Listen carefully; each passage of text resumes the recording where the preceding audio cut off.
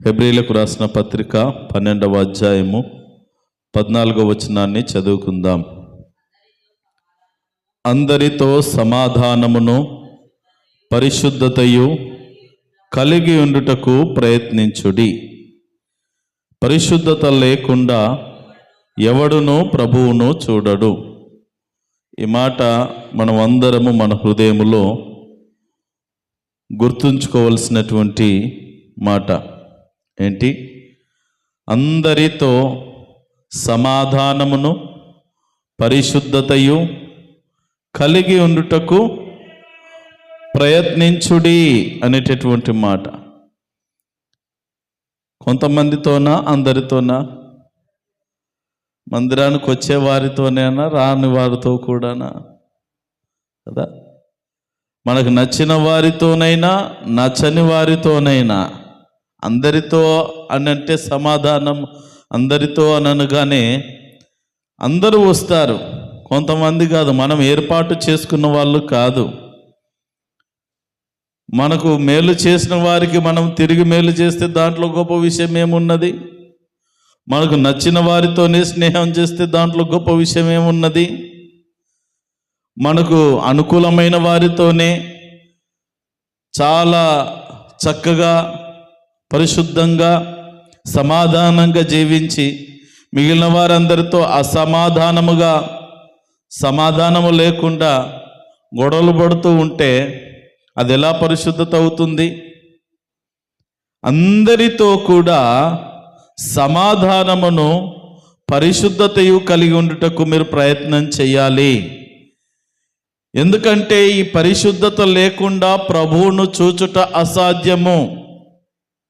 నువ్వు దేవుని రాజ్యం వెళ్ళాలి అని అంటే, దేవుని సన్నిధిలో నువ్వు కనబడాలి అని అంటే, ఆ పరలోక రాజ్యములో స్థానము సంపాదించుకోవాలి అని అంటే, ఈ లోకములో నువ్వు పరిశుద్ధుడవుగా, పరిశుద్ధురాలవుగా బ్రతకాలి.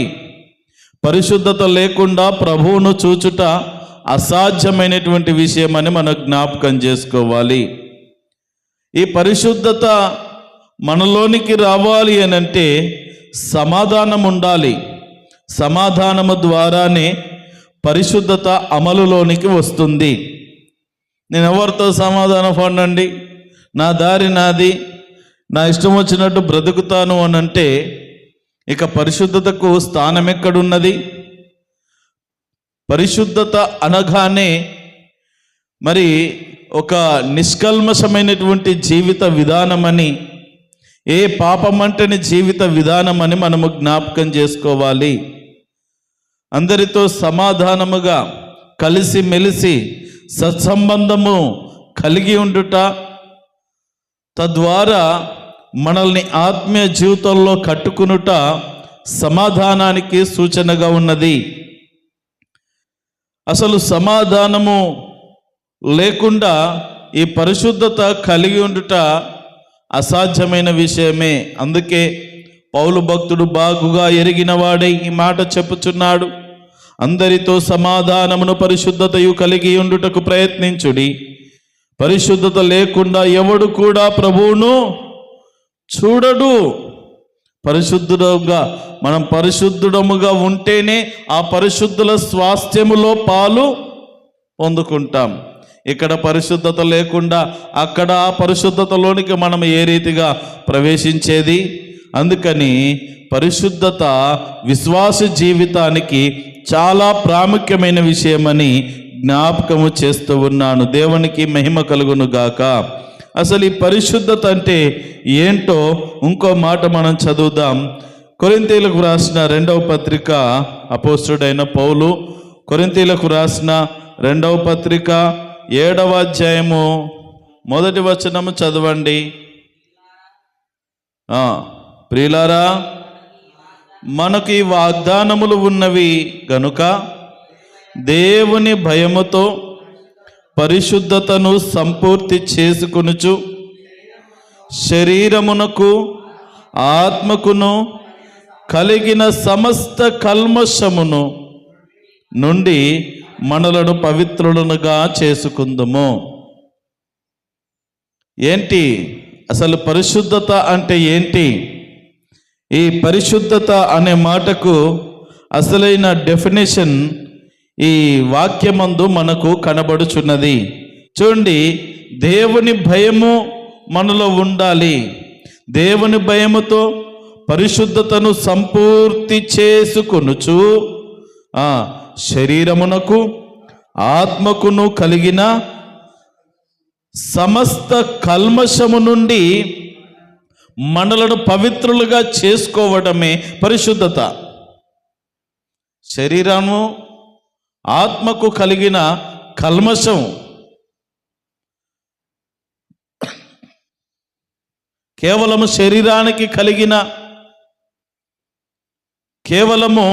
శరీరానికి కలిగిన కల్మషాన్ని కడిగి వేసుకుంటే పరిశుభ్రత అని మనము పదము వాడుకోవచ్చు.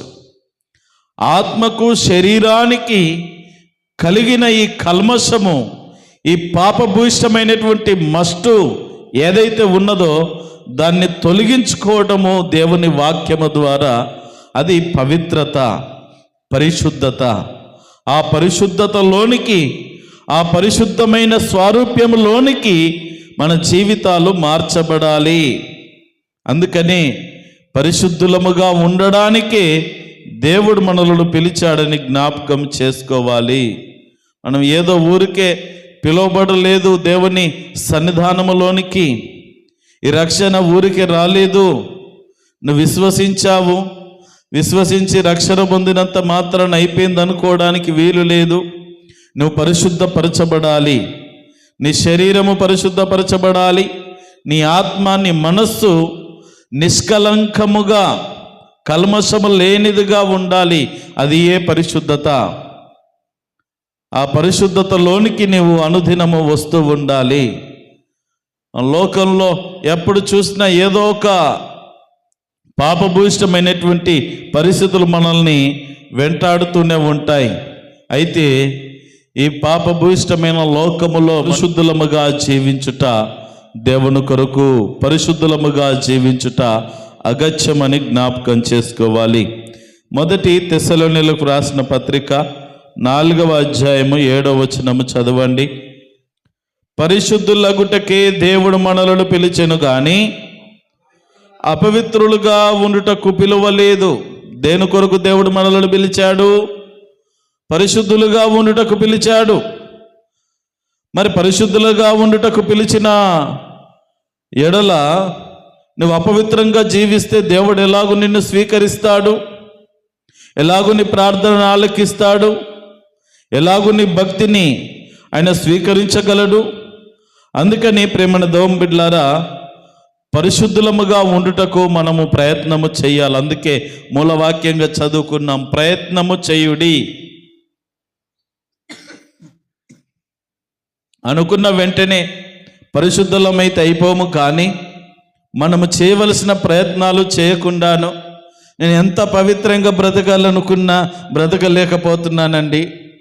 ఈ రోజు నేను చాలా గట్టిగా నిలబడాలనుకుంటున్నాను కానీ నేను నిలబడట్లేదండి అని ఊరికే ఈ జీవించడము చేతగానటువంటి మాటలు మాట్లాడడానికి ఏ విధమైనటువంటి హక్కు లేదు ఒక విశ్వాసికి. అందుకని మనము ప్రయత్నము చేయాలి. పరిశుద్ధులగుటకే దేవుడు మనలను పిలిచెను గాని అపవిత్రులుగా ఉండడానికి, అపవిత్రతతో జీవించడానికి, ఆ అపవిత్రుడుగా నువ్వు మరణించడానికి దేవుడు నిన్ను ఏర్పాటు చేసుకోలేదు. నువ్వు పరిశుద్ధుడవుగా బ్రతకాలి. పరిశుద్ధుడవుగానే నువ్వు మరణించినప్పుడు పరిశుద్ధుల స్వాస్థ్యములో నీకు స్థానము అనుగ్రహించబడుతుంది. అక్కడ పరిశుద్ధులకే చోటు ఉన్నది. దేవుని రాజ్యములో పరిశుద్ధులకే తావు ఉన్నది, అపవిత్రులకు లేదు. పాపము చేసేవారికి చోటు లేదక్కడ. మరి వెళ్ళాలి అని అంటే నీ స్థితిగతులు సరిగా ఉండాలి కదా, మనం పరిశుద్ధులముగా ఉండాలి కదా. ప్రేమణ దోమ బిడ్లారా, ఊరికే పాటలు పాడి మనం భజన చేసినంత మాత్రాన పరిశుద్ధులము కాలేము, కానీ ఆ పరిశుద్ధతను మనం సాధన చేయాలి. ఒక కట్టు నియమాన్ని మనము పాటించగలిగినప్పుడు ఆ పరిశుద్ధతను మనము సంపాదించుకొనగలము. ఎఫెసీయులకు రాసిన పత్రిక 5వ అధ్యాయము 5వ వచనము చదువుకుందాం. వ్యభిచారి అయినను, అపవిత్రుడైనను, విగ్రహారాధికుడైనను, లోబి అయినను, క్రీస్తు యొక్కయు దేవుని యొక్కయు రాజ్యమునకు హక్కుదారుడు కాడని సంగతి మీకు నిశ్చయముగా తెలియును. జాగ్రత్తగా జ్ఞాపకం చేసుకుందాం. ఎవరు పరలోకం వెళ్ళరంట? ఇక్కడ లిస్ట్ ఇవ్వబడింది. ఈ స్థితిగతులు ఉన్నవారు ఎవరు కూడా పరలోకం వెళ్ళలేరు. వ్యభిచారులు, తర్వాత అపవిత్రుడు, విగ్రహారాధికుడు, లోబి అనంటే ధనాశ కలిగినటువంటి వ్యక్తులు, తర్వాత ఇలాంటి వ్యక్తిత్వం కలిగిన వారు ఎవరు కూడా దేవుని రాజ్యంలో వారికి స్థానము లేదు. ఎవరికి మరి స్థానం ఉన్నదంటే పరిశుద్ధులకు మాత్రమే. పరిశుద్ధులుగా జీవించిన వారికి మాత్రమే. అందుకని పరిశుద్ధతలోనికి మన జీవితాలు మారాలి. పరిశుద్ధతలో నుండి అతి పరిశుద్ధతలోనికి వెళ్ళాలి తప్ప అసలు పరిశుద్ధతే లేకపోతే నీకు నాకు దేవుని రాజ్యంలో పాలు ప్రాప్తి ఎలాగూ ఉంటుంది.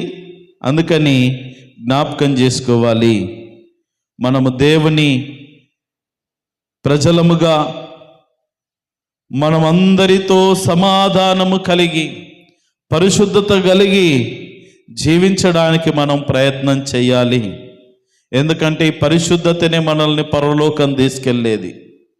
ఇంకా నీ ధనము తీసుకెళ్ళలేదు, నీ జ్ఞానము తీసుకెళ్ళలేదు, మరి ఏది కూడా తీసుకెళ్ళలేదు. కానీ నీవు కలిగి ఉన్న పరిశుద్ధత, అందరితో సమాధాన బాంధవ్యము కలిగిన ఆ స్థితిగతులే నిన్ను పరలోక రాజ్యము తీసుకెళ్తాయి. గనుక పౌలు భక్తుడు చెప్పినట్లుగా అందరితో సమాధానముగా, అందరితో పరిశుద్ధముగా జీవించడానికి మీరు ప్రయత్నము చేయండి. ఆ ప్రయత్నము చేయుచూనే మనము బ్రతకాలి. అప్పుడే మనకు దేవుని సన్నిధిలో, దేవుని రాజ్యములో పాలు ప్రాప్తిస్తుంది. మనము క్షేమముగా, సురక్షితముగా దేవుని రెక్కల క్రింద ఆశ్రయము దొరికిన వారమై సంతోషముగా బ్రతకగలుగుతాం. అట్టి కృపను దేవుడు మనందరికీ అనుగ్రహించి నడిపించును గాక. ఆమేన్.